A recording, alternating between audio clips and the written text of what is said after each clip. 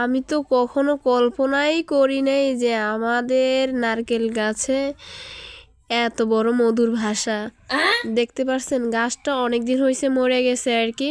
তো এটার ভিতরে যে মধুর বাসা বানাইছে আমরা তো কেউ বলতেও পারি না আর কি। তারপরে এই দুইটা লোক দেখতে পারতেছেন, এই দুইটা লোক আমাদের কাছে আসছে, বলতেছে আপনাদের এই জায়গাটা কার। আমি বলতেছি আমাদের। পরে বলে আর কি যে এখানে মধুর বাসা আছে, আমরা এটা পারবো, আপনাদেরকে 1 কেজির মতো দিব। আমরা বললাম না, আপনারা যা পারবেন আপনারা অর্ধেক নেবেন, আমরা অর্ধেক নিব, যা হবে 2 ভাগ হবে আর কি। পরে যাক রাজি হইলো, তারপরে হেরা পারলো। তারপরে যাক ভালোই মধু পাইলাম আমরা। তো দেখতেছেন অনেক কষ্ট হয়েছে ওনাদের পারতে। তো যাই হোক, মধুগুলো কিন্তু খেতে খুব ভালো ছিল। এই দেখছেন মধু পাড়া হয়ে গেছে।